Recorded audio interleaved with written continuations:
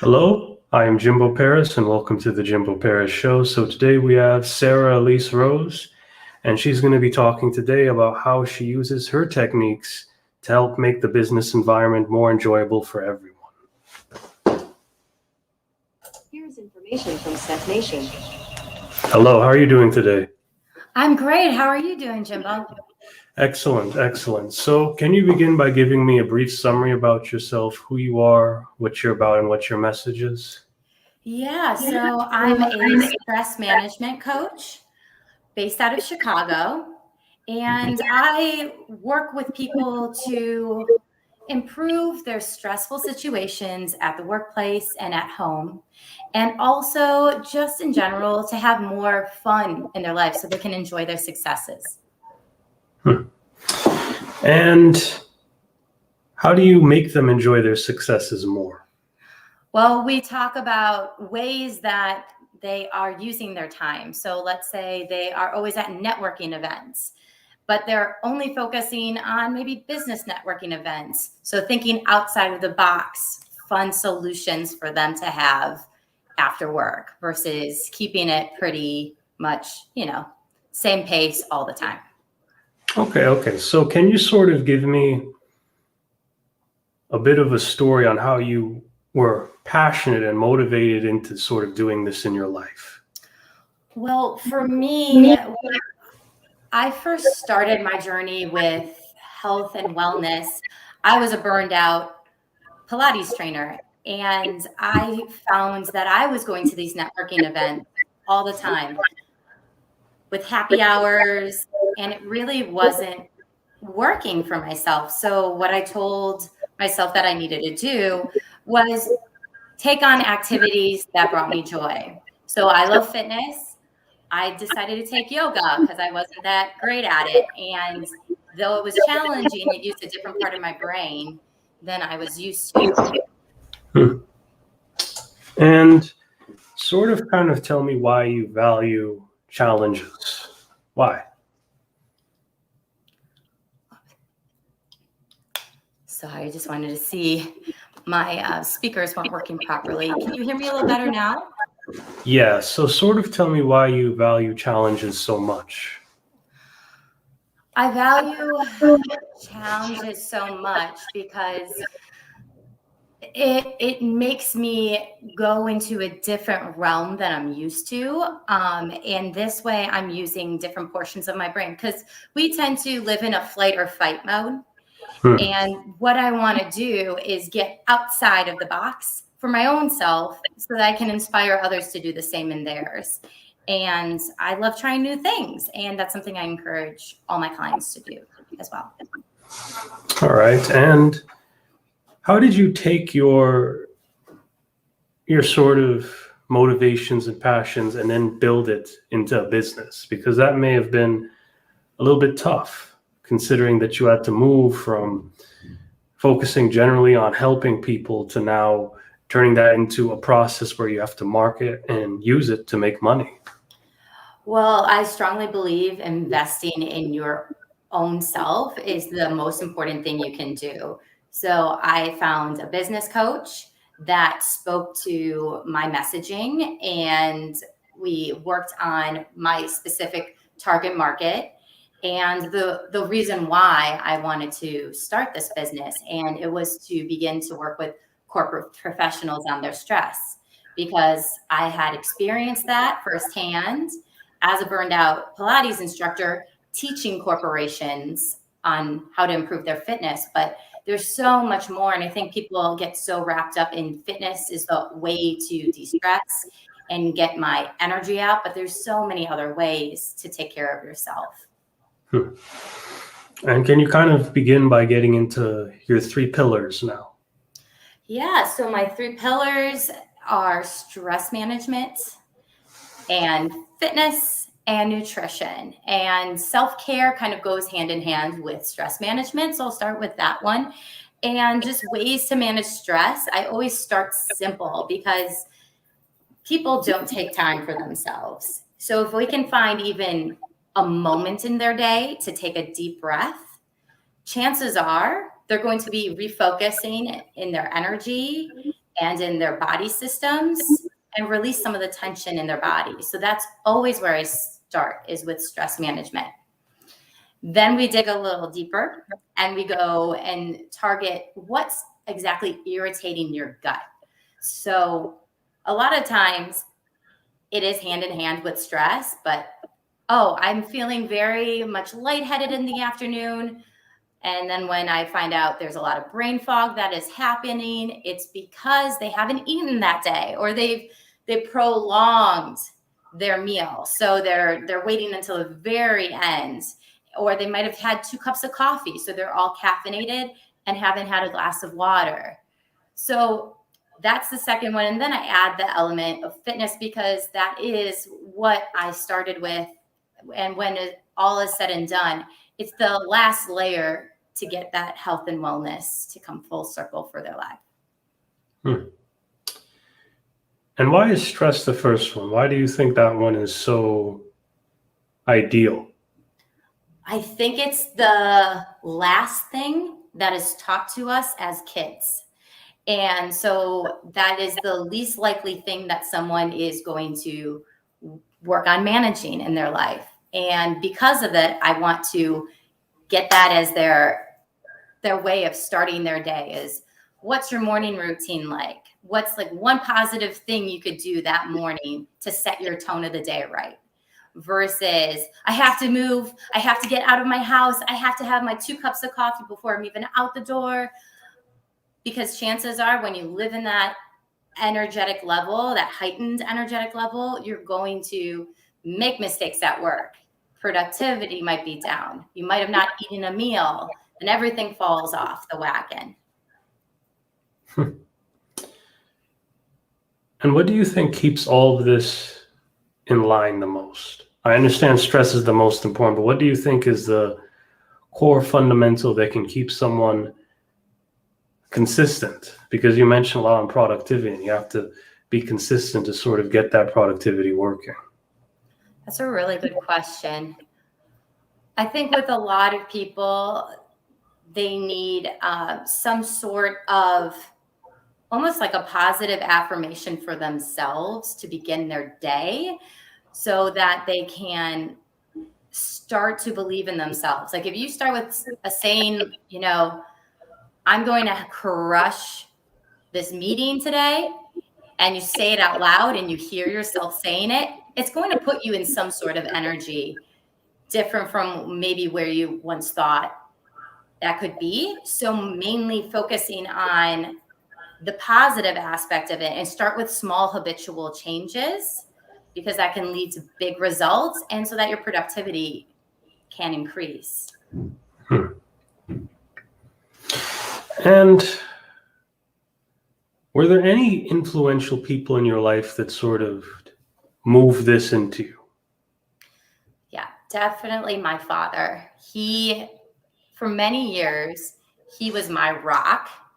And I saw a lot of my own tendencies in him growing up, a little bit type A, but also I tended to hold all my emotions inside. And watching him, he was the hardest worker I knew. So that was something I inspired to be. But then at the same time, I saw that he didn't make time for himself. So when he was exhausted at night, he would grab crappy things out of the fridge. And it made me realize that it wasn't something that he could continue with for the rest of his life. So although he was influential and he gave me the best advice ever, he gave me the gift of understanding what self-care meant and what I needed to do to improve my health. When I was around 26, he got sick. He was diagnosed with kidney cancer, and it metastasized rather quickly. And from there, in his last couple of days, he said, "Please, Sarah, please continue with your health journey. But I know you're just like me. You have your tendencies to emotionally eat. Like I've caught you, you've caught me. And I just want you to know that as your dad, there's so much more in this life for you. So just keep on pushing on and give your gifts to the world. So that was, it meant a lot to me. And I'm continuing with my purpose on my stress management journey in my own life and others. That's very good. And I'm sorry to hear about that, but that must have really, you sort of carry that story now with yourself. So in a sense, you do keep that alive, so that's very good to know. Thank you. Now, what is sort of your ideal client? What do you think your ideal client is?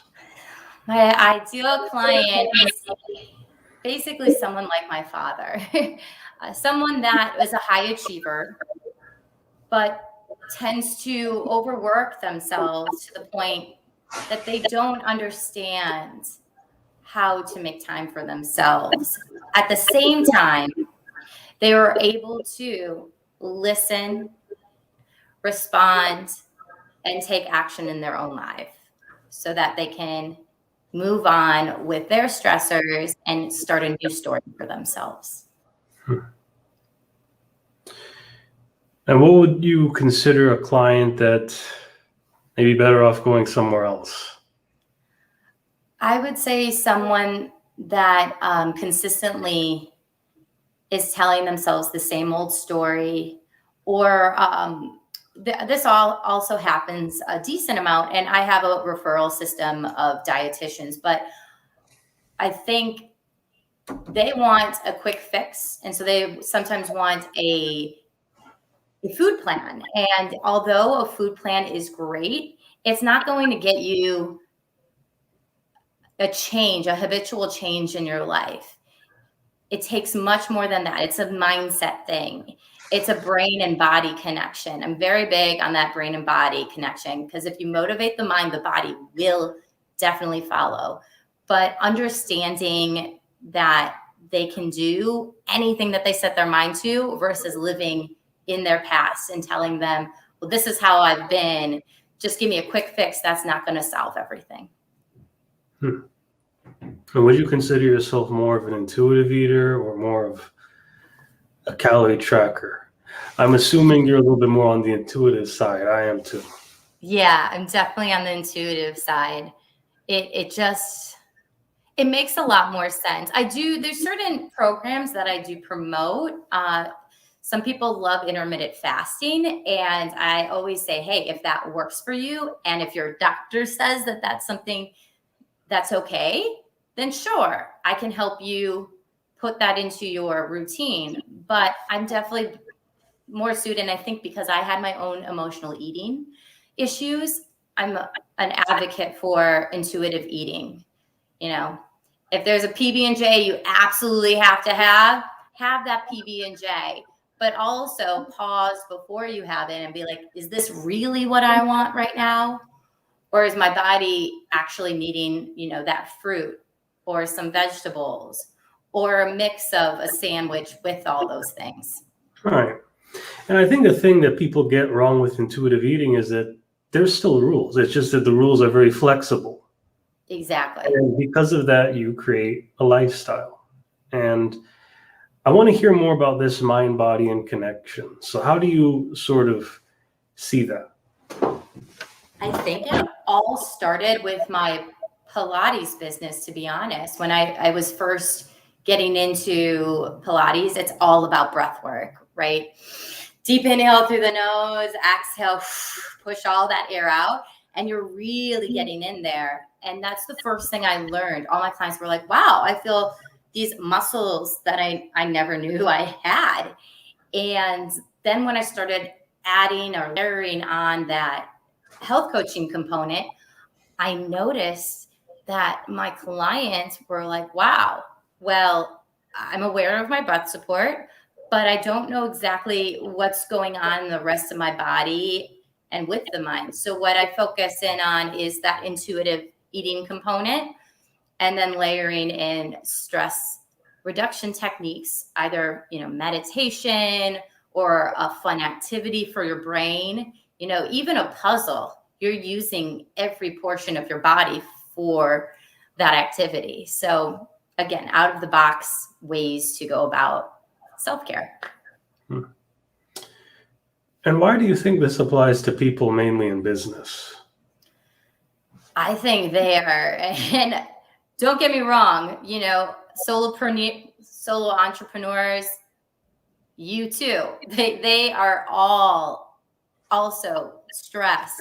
But I think with corporations, because there's usually a boss and other coworkers that you have to get to know and relate with a lot in meetings, they have almost two different sides. They're kind of stressed out, working, hunched shoulders vibe, and then I'm performing side with their coworkers and bosses. So they're always on at the computer or at their meetings.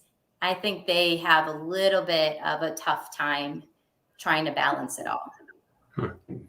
You think they may have a tougher time than, let's say, well, they should though, compared to an average person that does more moving work, like an electrician? I would say almost like electrician work would be therapeutic because you're using your hands, you're moving your body. You just focus in on the project and you don't always have to socialize. And especially for those that are a bit more introverted, being around people all the time could be exhausting. And sort of, do you have some very interesting client success stories? I do. And a lot of it has come down to the add of fun. And I never thought, to be honest, I thought I was just going to be a gut health coach and just specialize in that. And then as time went on, a lot of my clients, that was their underlying thing, was I'm stressed out, corporate professional. And I was like, okay, let's reevaluate. So one of my clients is a CFO of her company, and she was spending hours and hours upon hours of work, and she never had an assistant. And I said, well, that seems a little silly to me because you're doing so much for the company. And we talked about it more, and it was because she's such a type A personality that she didn't want to let anyone else in to help. And I said, well, what would it look like stress-wise if you did add this person into your life and you taught them everything you would like to be done? She said, well, I think I would be able to have a lot more fun in my life. And so she asked her boss. She was a little nervous about it. She asked her boss, and he said, of course, we can start hiring a person right away if that's what you need. I don't want you to be stressed out of this job. And there you go. It was just a quick win for her. Another one of my clients, we had a whole gut health journey. So we were finding fun ways to cook because she was so sick of the regimented, and I'm sure a lot of people can relate to this, the regimented, I need a protein, a grain, some vegetables, boom, my dinner. Or that's my breakfast. That's my lunch, the same old thing. So I told her to look up Michelin star recipes or go to Michelin star restaurants and just play, try new things, get comfortable with being uncomfortable. And as soon as she did that, she looked at food so differently. And then 2 months later, she told me that her natural doctor, her functional medicine doctor, said everything was down. Her vitals were looking better than ever. And that just was my biggest aha moment. Like, this is where I need to be. And when you continue on to build your business, what are some of the key products or resources you distribute to other people? Now, I think the Michelin restaurants was one of your pieces of advice, but what else do you sort of provide? One thing that I provide for my clients is I have different workbooks. So I have an e-workbook, and it's called Follow Your Gut. And that's where I usually start with all my clients. And it's digging deeper into what's going on in the body. Kind of what I talked about earlier with the brain fog, identifying where this actually takes place. Like, is it actually your brain, or is your stomach that's growling? And what do we need to do to replenish the body, and then also the soul? So that's one thing I give them, is my Follow Your Gut e-workbook.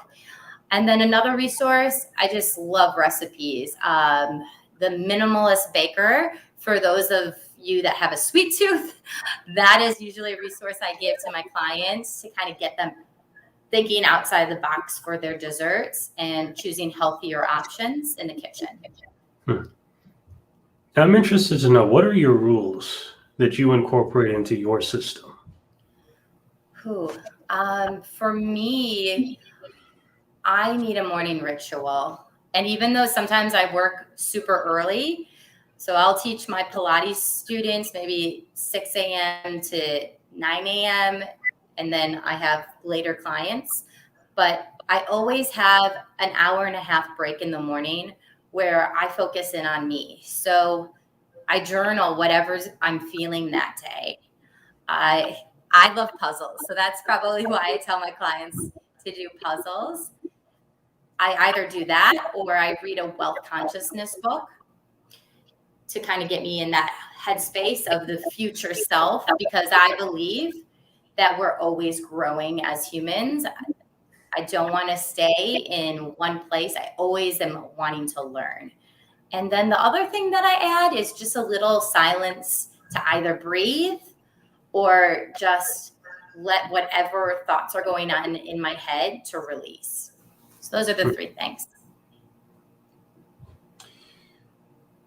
And when you're trying to teach or coach people, you probably get a lot of barriers of entry, because I'm assuming a lot of these corporate people have never even really worked out before, probably, or never even dieted before. So that must have been, a very big thing. And, some people feel bad about that, and they shouldn't. They really shouldn't, because everyone starts at their own journey. And whether you've never walked a day in your life, or you're an avid biker and never weightlifted in your life, there's a program to meet your needs. So I really do. I emphasize that with any person that's new into my world. And when you continue doing this, what were some of the challenges you faced, and what were sort of the ways you overcame them? The biggest challenge for me was the pandemic, as I'm sure you've heard from everyone. It's been a crazy year, but it also opened my eyes up to the things I really wanted to do. I always dreamed of expanding my Live Well, Enhance You business. And one way I wanted to learn was to take a coach's advice and do a course with her and learn marketing techniques. And another thing that I took was this Be on TV boot camp, and then the program right after called Be Seen Accelerator with Chris and Jen. Of course, I can't think. It's like Gottlieb and Chris Winfield. But what I loved about it, it was getting me comfortable with being on camera. I was a musical theater performer in college, but this was such a different way. It was the first time I felt like I wasn't acting. I was just being myself and getting comfortable on the camera to say my message and what I believed in, and explain why I was an expert and why I was so passionate. It really changed my perspective of having my own business and made me want to be at the forefront for health and wellness. And if someone was in your shoes, what type of advice would you give to them if they were going down the same path you were after going through those experiences you had? Because I think mistakes are sort of the things that are like stepping stones. They make us into better people. So how'd you use those challenges you had how would you have used them to help other people? I would say the number one thing is do your research. That's the one thing I'm really happy I did. Don't get me wrong. I bought those quick fix programs to try and learn about podcasting or let's see, what else did I buy? It was like marketing tools, how to have a freebie. And what it comes down to is knowing your why. Why are you doing this? Why are you creating this program? Who are you? Because that's the most important thing, really developing your own messaging, because only you are you. And then the researching components, like I looked all different coaches up. And in the end, because I was doing that, I really feel, that the universe kind of has your back. A coach reached out to me and she happened to be the right fit for me. So yeah, just do your research and have fun. Do your research and have fun. And why do you value having fun so much? Why do you think most people struggle at enjoying? Because I think, they need to enjoy the journey. It's not about the goal. Let's kind of get into that. I want to hear your opinion. Yeah. And I think people focus so much on being the best they can at this very moment, but like celebrating the little things, the little wins. Like I remember when I had my first client book and I was like, this is huge. I've never done anything like this before. And just thinking of all the things and how I can inspire this person and know that this process is going to be fun for the both of us. That was one thing. And I think I was inspired to go back to my father. When I was a kid, he always loved having fun. He was the person that'd be like, I'll go on all 50 water slides with you if you really want to. He was the one that'd be like, let's go to a Star Trek movie. And just like, he would geek out. And I just saw him, the little things and then the big things. He would just celebrate in the present. And being present is something that I want to continue with his legacy and teach other people to have fun.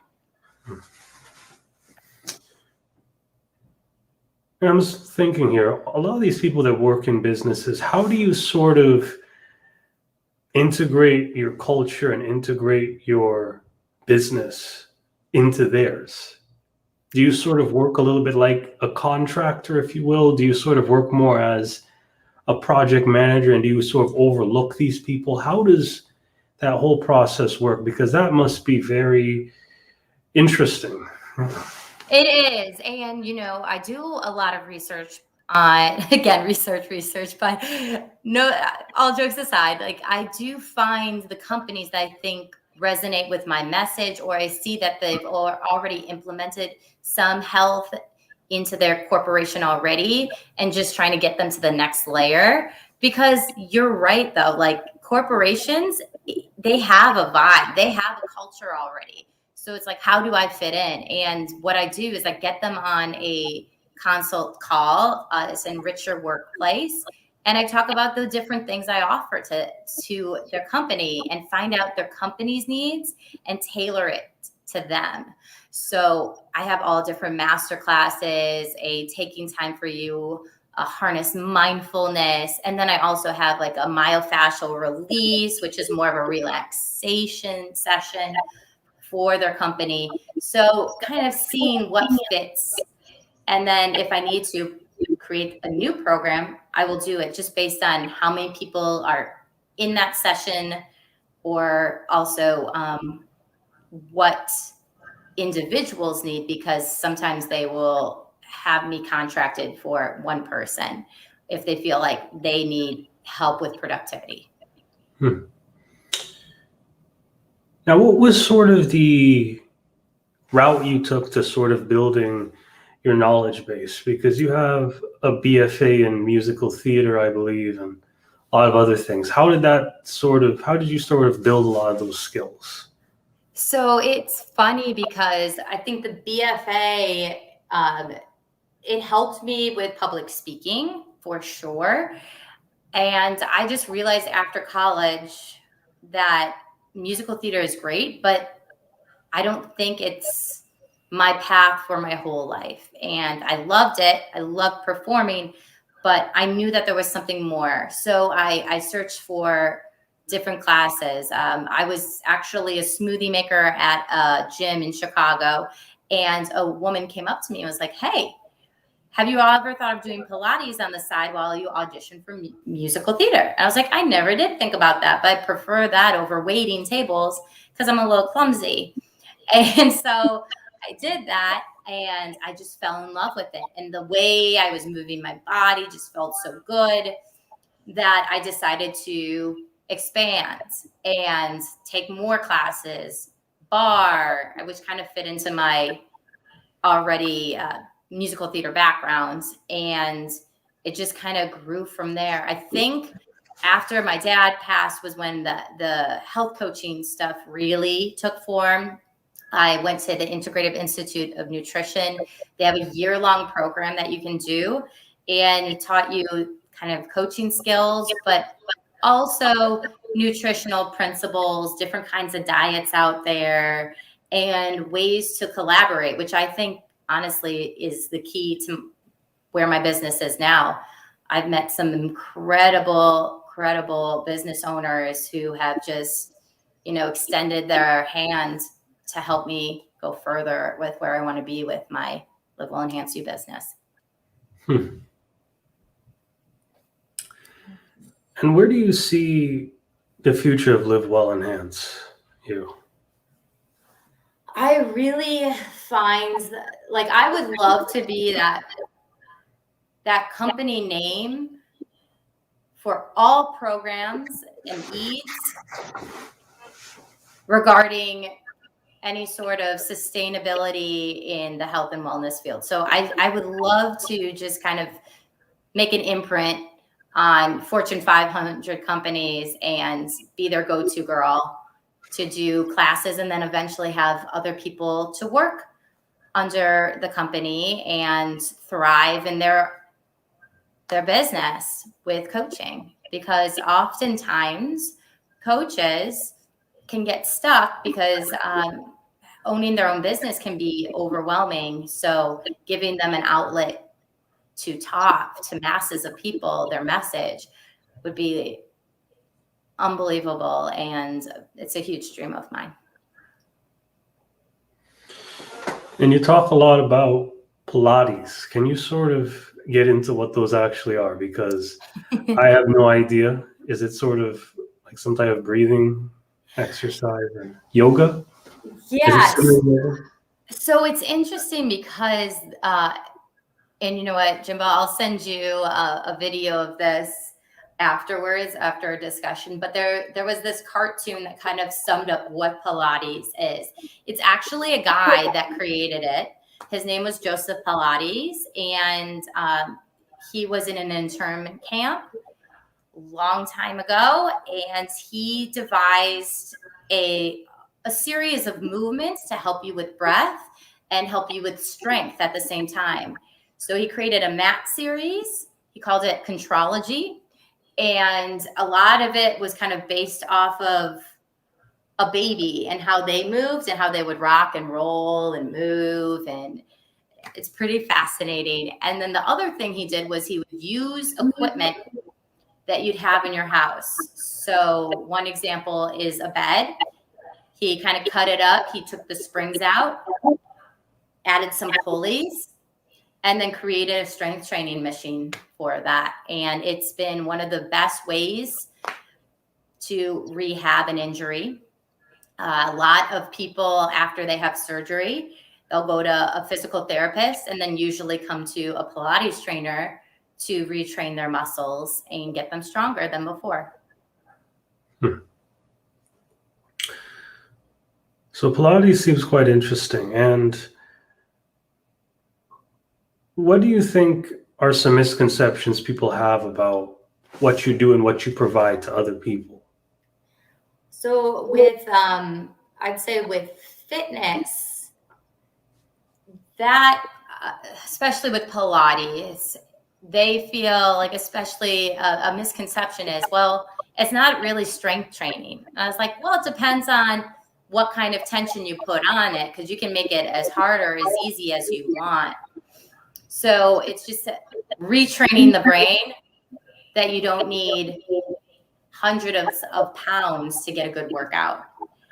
And then the other one regarding, health coaching, I think there's a stigma just around mental health or emotional health that you kind of have to toughen up.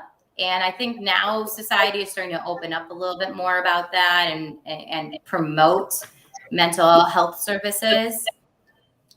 But I mean, especially for guys, it can be a little bit more challenging, I feel. But just misconceptions, just being able to understand that this is one moment in time, that you don't have to live in that space, and be able to move progressively on from there.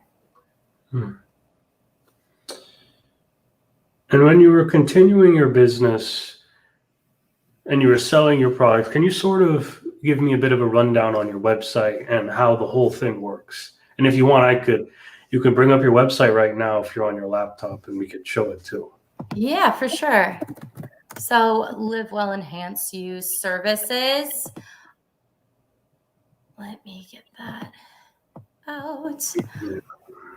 There we go. You can share it on StreamYard, I think. There's a Perfect. I share see. button.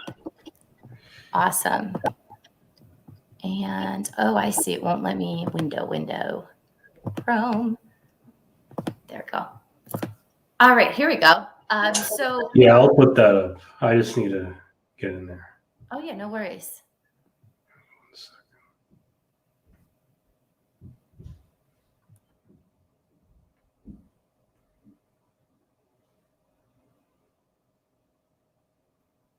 And I always do love to ask this, though, for the guests, or I'm sorry, because I'm a podcaster too, but for the interviewer, how are you doing?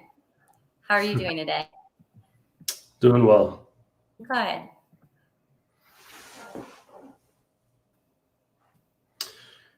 So,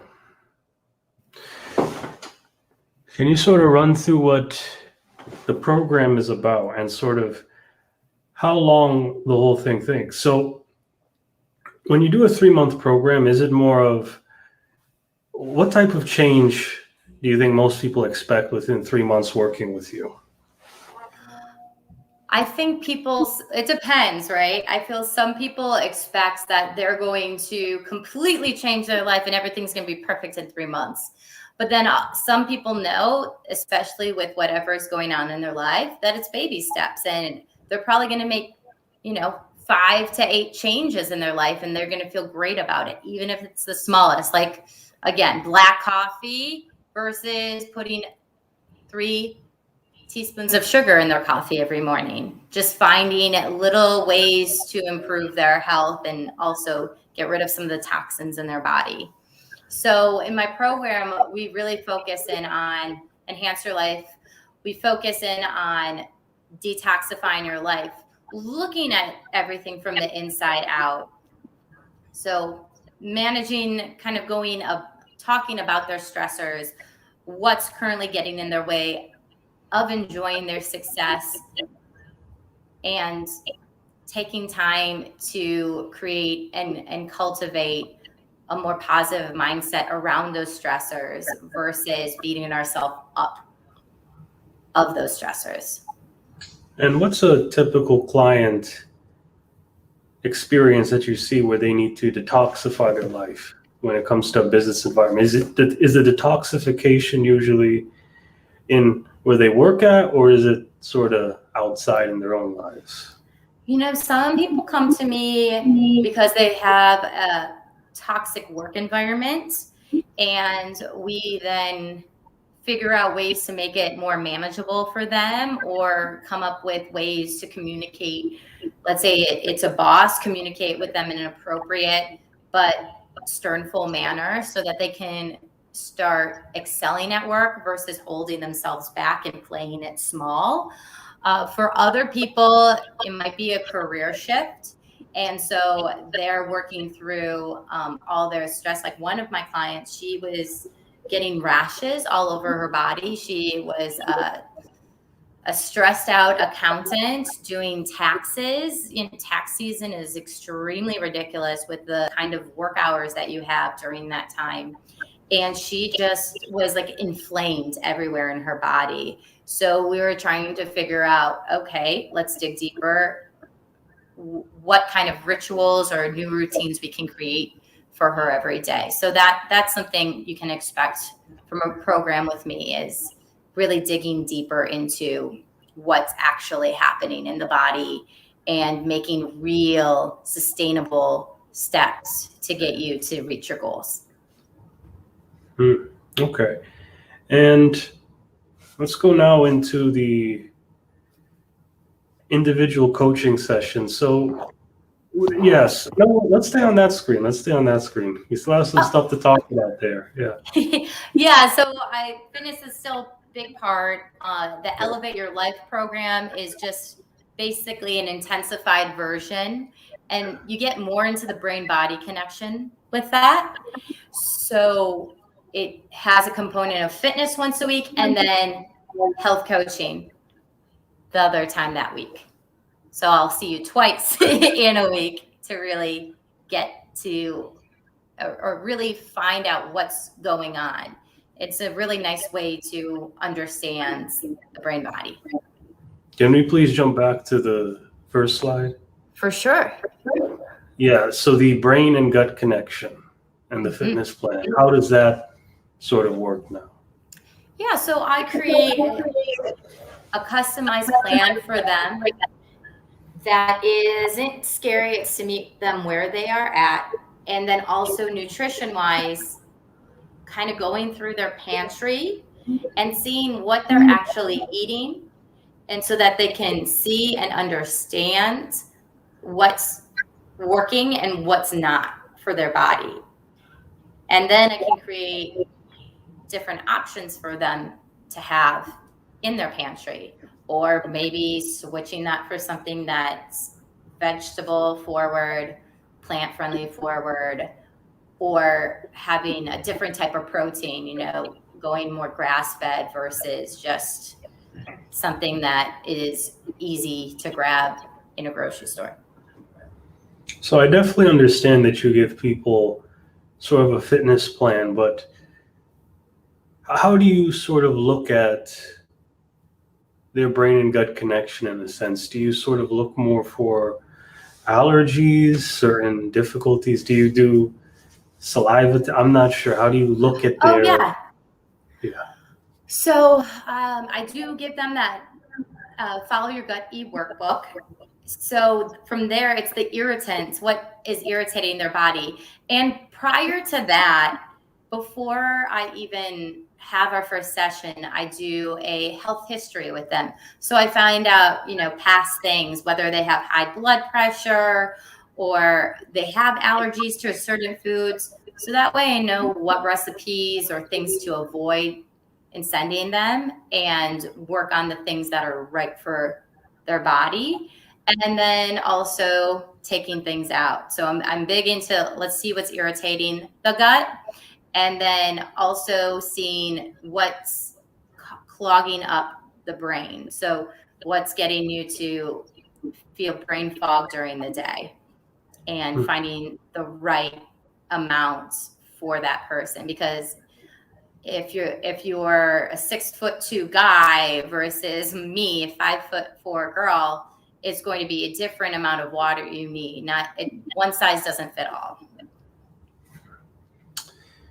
Now with personalized worksheets, are those more Q&A based, or how do those work? What type of information do you get from those? Is that part of the getting information for sort of brain gut connection and fitness plan? I'm assuming you work with tons and tons of people, so maybe these worksheets are used for you to get lots of information very quickly.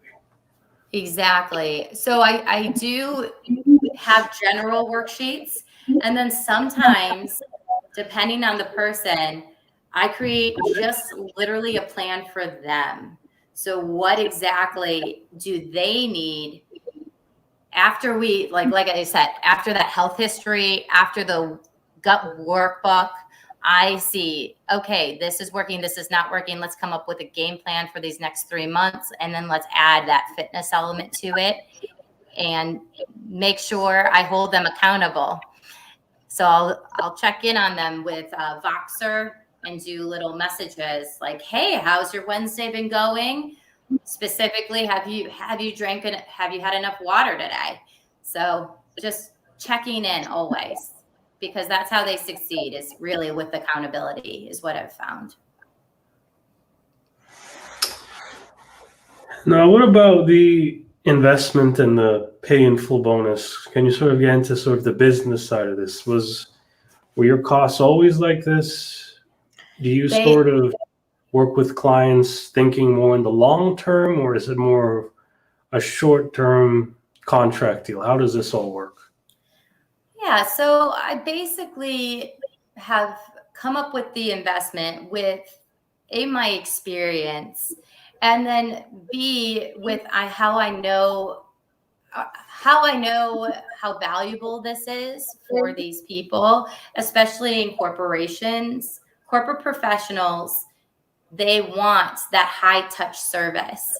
So I'm not going to just give them something that's on Pinterest. I'm going to make sure that this really resonates with their whole being.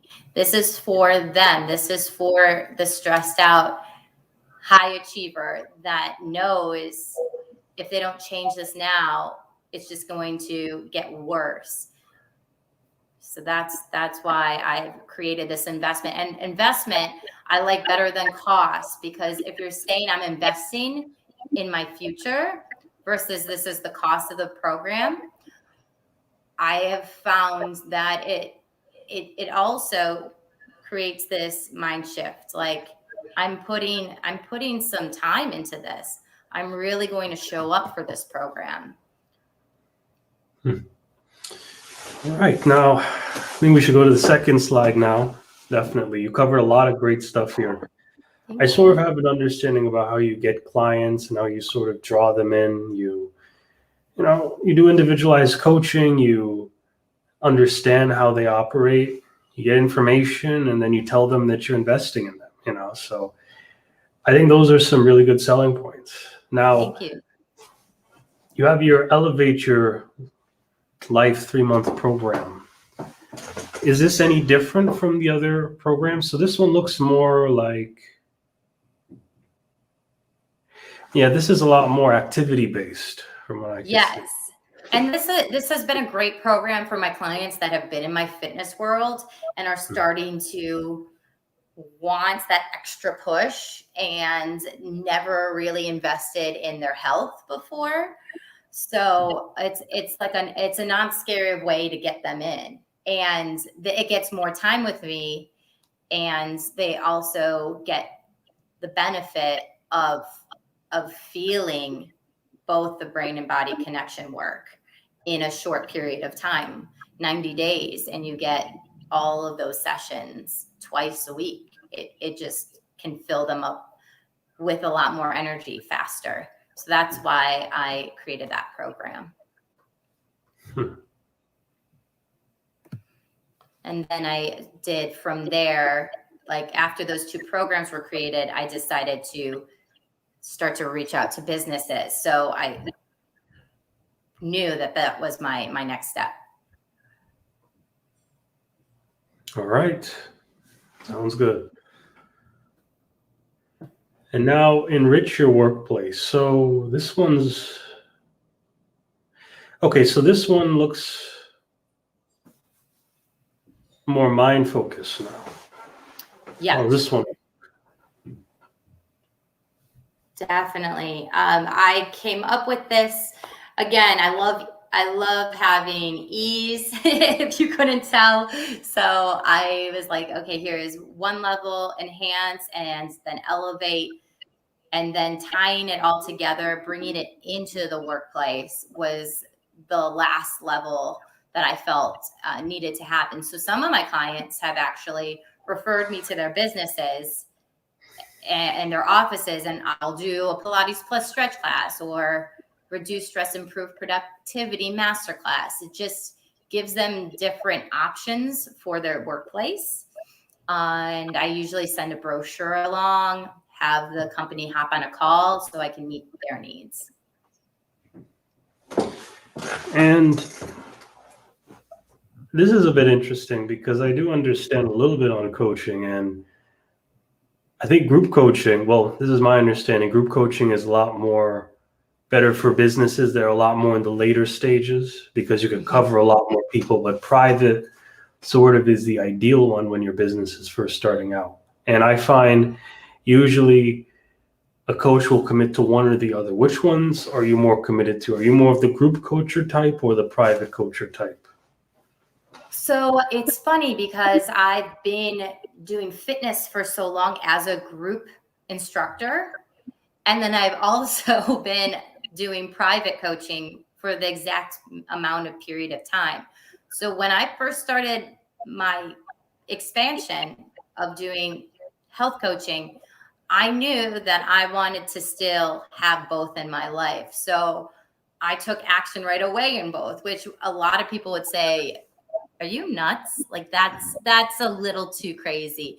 But I've made it easy in a sense that it's contract based, right? So I might do a masterclass for them, but if they feel once I've connected with them or once I've connected with some of their employees, I might get a reach out saying, hey, I would love to do some private coaching with you. So it just is a way to kind of go hand in hand and kind of help layer my own business. And when you say weekly, monthly, or quarterly, what does that mean? I know I'm nitpicking here a little bit, but No, that's I fine. think people should know about this. So if I do a big corporate contract, I will actually give them the option of, hey, does your business need me to do workshops, masterclasses, or are you looking for a small group coaching program where I come into your office weekly, bi-weekly, or monthly to kind of examine those? Let's say there's like 5 people in one group of the office, and we just focus in on maybe their limiting beliefs of how they are productive with their job, or limiting beliefs of I can't make it to the next level in my career. So encouraging them and finding ways to improve their skill level or just be a little more productive around their time at work. So that's what the difference is between those. So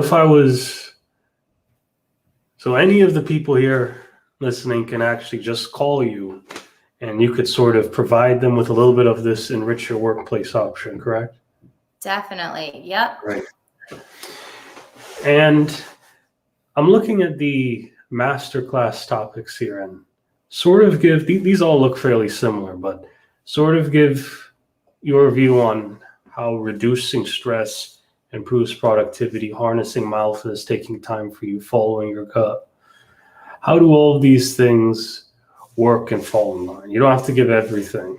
Yeah, I'd say the reduce stress, improve productivity. What I liked about it was the juxtaposition between the two. So you wouldn't think that reducing your stress would actually give you more time to be productive, but it does.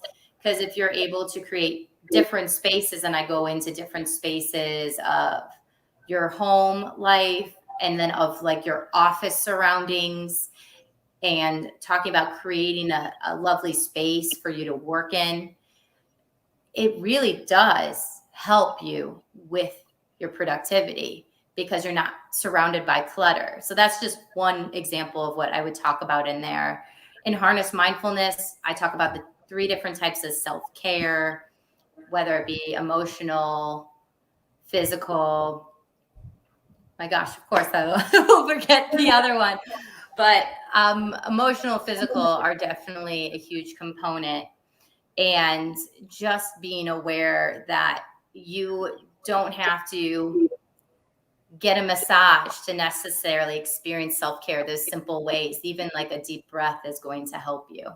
So that's something that's important. And then following your gut is the other one that is very popular. And it's just all about understanding gut health and how detoxifying your gut is going to help you increase your energy levels for your whole day.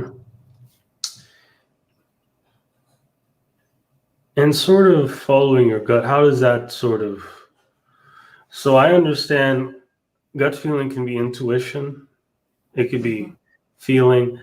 How do you sort of tap into your gut feeling? Because it's probably unique for everyone.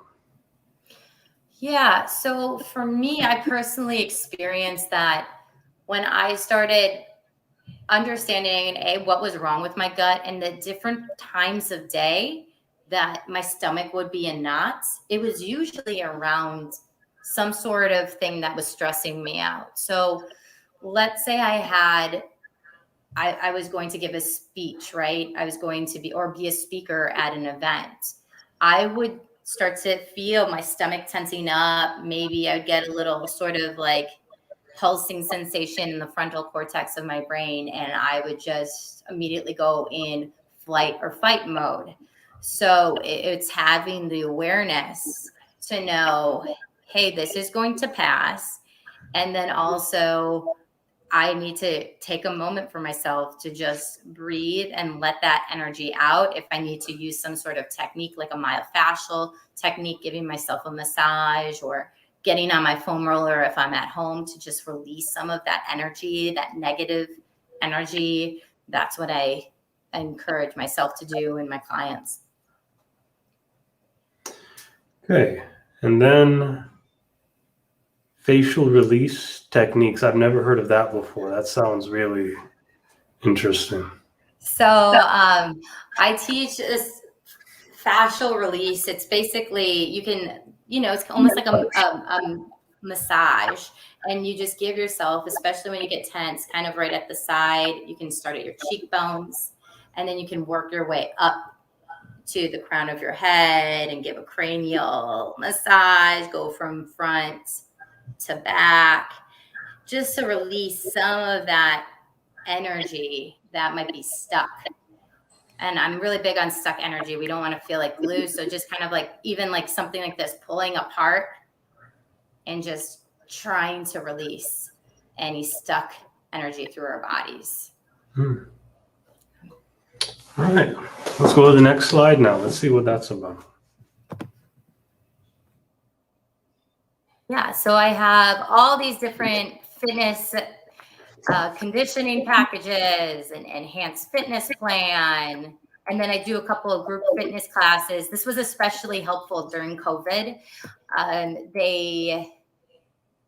Many of my clients that actually I used to train at corporations, they were telling me they were in need of something. So I created this and an easy booking link for them. And then the last thing that I have are some add-ons, a pantry cleanup, just a nice assessment of what's going on in your fridge.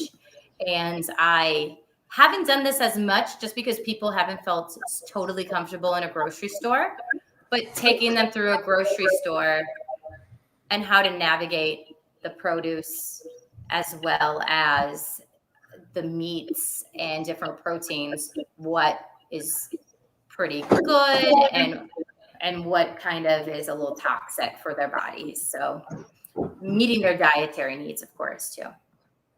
So pantry cleanup, what is sort of your, okay, I think we could go on about that after you show me all this. Yeah, let's just keep going on the slides.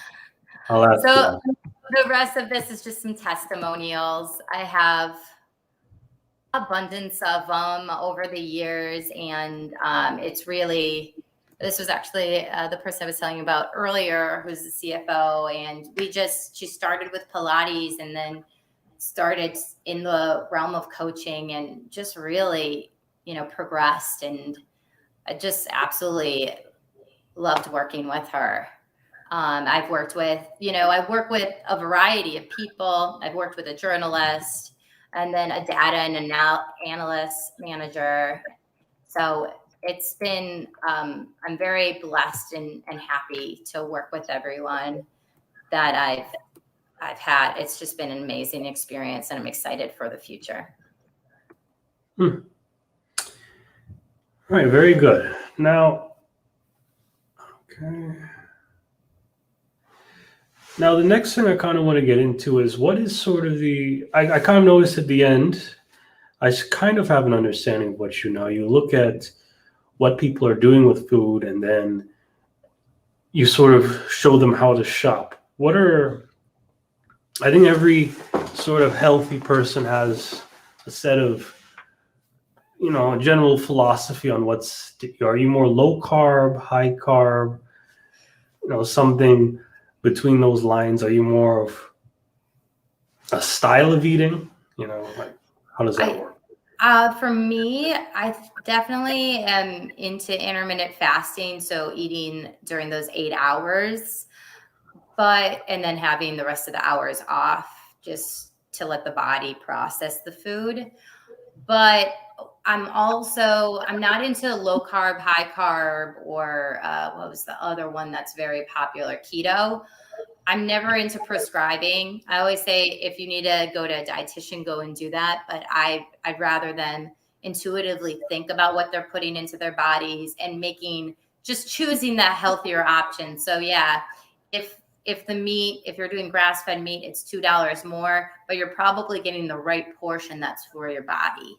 So, and starting to enjoy those flavors and figuring out ways to season. I love to teach about seasoning, different salts and different things you can create in your home versus just buying a bottle and dumping it on there.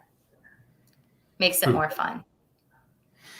Right. And how do you think what you eat may be a little bit different from the average person? I'm trying to get the secret here, if you want. Yeah, I think for me, it's just taking simple ingredients and bringing them together to make them brighter versus heavy. So I might choose for my salad dressing to do olive oil, a little balsamic, and then lime juice. And it's just 3 things. And then maybe I'd add just a tad bit of salt, but I'm not going to douse it in salt, just a pinch, just to give it a little bit more flavor. Or pepper, if you can't have salts. And how was your way of eating sort of different from the way you first began to eat? How did you kind of make that jump? Well, what were sort of the issues you had with eating? Your relationship? I was a grab and go person, and I wouldn't even think of what I was putting into my body. So like in college, Subway, eat fresh, it wasn't at all for my body. My body would be, and I'm not going to gross anyone else out, but I'd be on the toilet a lot, and I was like, this is not good for my stomach. But it was also because I was having soda, and soda doesn't work for me. So just changing and switching my mindset of what I needed. And sort of that process, when you eat those foods all the time, what type of fasting style do you do? I'm not really a faster. I like to eat, a little bit of food every day, but are you more of an OMAD type, or, what is your opinion on all these different styles of fasting? Fasting is a very, very large topic. Exactly. There's so many, and there's such a variety. And even in the intermittent fasting, there's like 5 different programs. For me, it's when I'm hungry, not starving, but when I'm hungry, I'll eat. So within those 8 hours, today I got Chipotle because I was like, if I keep craving Chipotle, then it's going to get out of hand. And then I'm going to just stack everything on top and eat it all in one sitting. Versus like I acknowledged it. I went and I was hungry, not starving, and I had the right amount of portion for that Chipotle today. But then I also knew tonight I'm going to have something that's a little more balanced regarding, protein. I didn't have much of that. I had more beans and rice, which is a complete protein, but I know for my body, especially with my fitness training that I need a bit more. So just kind of adding on to my my fasting. It changes honestly daily, just depending on my activity level. So you will fluctuate your fasting. So you won't always do maybe a 24-hour fast or stop eating or okay. Yeah, it will be like I will eat for I won't say I will eat for 8 hours, but I'm eating through those 8 hours, and I'll still have like 3 meals, or I might have two meals and then like 3 maybe snacks like hummus and vegetables. But for the most part, it's just during those 8 hours, and then I let my body rest for 12. But I also don't do that every day, and everyone's different, right? Some people do it Monday through Friday and then don't do it on the weekends. For me, I kind of do it on Tuesdays and Thursdays because that's when I'm not as active, maybe with my fitness. So I know I can have a longer period of time to just let my body relax. And when we're talking about mindset, can you actually have the approach of losing weight, but not the mindset? How important is the mindset when you do all this? And what is your headspace need to look like when you're going through and doing this stuff? Well, for me, it's the knowing that I can do these things versus my limiting beliefs in the past where I've had fears, about the kind of food I've been putting into my body. Like I was like, oh no, I had a soda today that will throw everything off for the week, or knowing that it's okay and reminding my mind that everything is always changing. So that's something I've particularly worked on with my clients. Something that comes up a lot is regarding their weight, and it can be very challenging, especially when they're starting to amp up, let's say, protein, and they might, and also their weight training, they might notice that they're a little bit more, like their weight has gone up a little bit, but their fat has actually gone down because they're doing all the necessary things to actually strengthen the body. So we're building that muscle, not to the point where we feel like huge or like the Hulk, but we're building it appropriately to our body mass. And they also notice, even though their weight is increasing, that they're starting to fit into maybe some of the clothes that used to be tighter. So it is a mindset shift, because as soon as they see the scale weight, they're immediately thinking, oh crap, I'm gaining weight. But really what they're doing is increasing their muscle mass. And what were some unique challenges or unique tribulations you had to sort of go through compared to other people? So I think, honestly, with my dad passing, I was emotionally eating like crazy. And, not saying that other people have not lost their father. It's a horrible club to be in, but that was honestly the hardest thing I ever had to go through, because not only did I feel like I had to be strong for myself, I had to be a rock for my mom, and I'm an only child. So there was just a lot of, I need to now step up and be, the supporter, be there for everyone. But really, I needed to be there for myself to help other people. And when you're running your business, who do you think is your main client base? And what type of client base are you thinking about spreading out to in the future? So this is not a business question, but more of an audience sort of entertainer question. Yeah, it's funny because I'm still a creative at heart. So on the side, I am also making music, and that's a huge part of my life, and it always will be. And I feel I'm a better coach when that's still a part of my life. So my friend and I are actually writing music right now to create to actually bring to different songwriters, you could say, or different why can't I think of the world? But we're starting to reach out to like TV shows and send our music. So that's another avenue that will always be there that I'm so passionate about, is just writing and creating. But I think my client is going to start to go into the more creative type, maybe someone that is a writer or someone that is a musician looking to create a better schedule for themselves because they're always on the road, because I've been there. And so it's something I'm passionate about and helping provide a service for them. Now, you mentioned passion. Why do you think passion is such an important thing to have? I feel if you don't have passion, then why are you doing what you do? And I don't mean that to sound so blunt, but if it's not making you happy and it's not lighting you up inside, then chances are you're living in that stuck energy and you're not going to feel like you can get to the next level of wherever, whatever your career is at.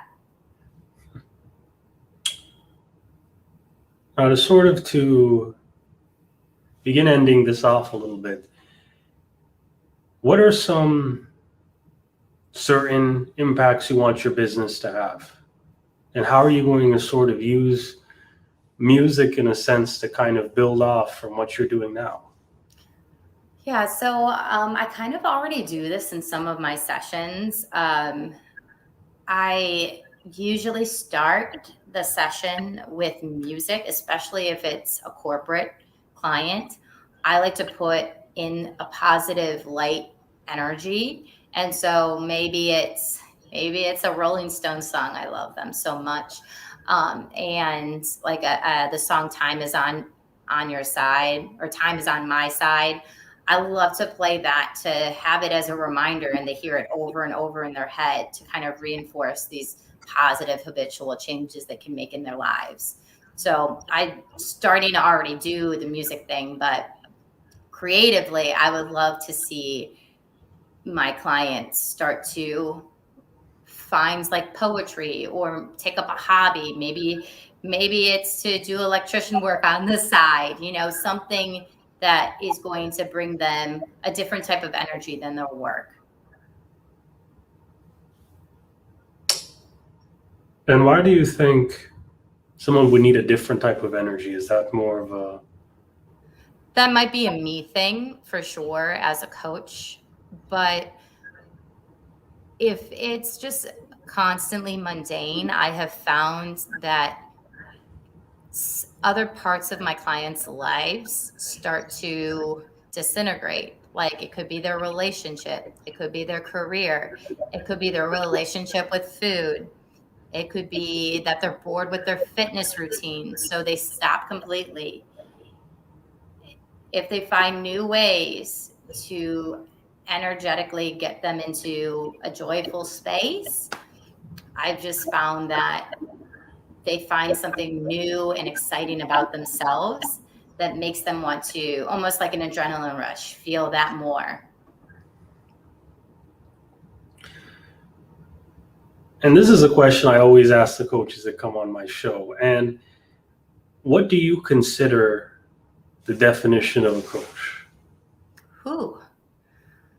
I think it's someone that listens to their client. Like, I think that's what honestly makes a coach a just amazingly talented and have the ability to just crush any sort of limiting belief they ever had. I feel coaches, a lot of us can get stuck in one place versus think outside of the box and where their company could go next.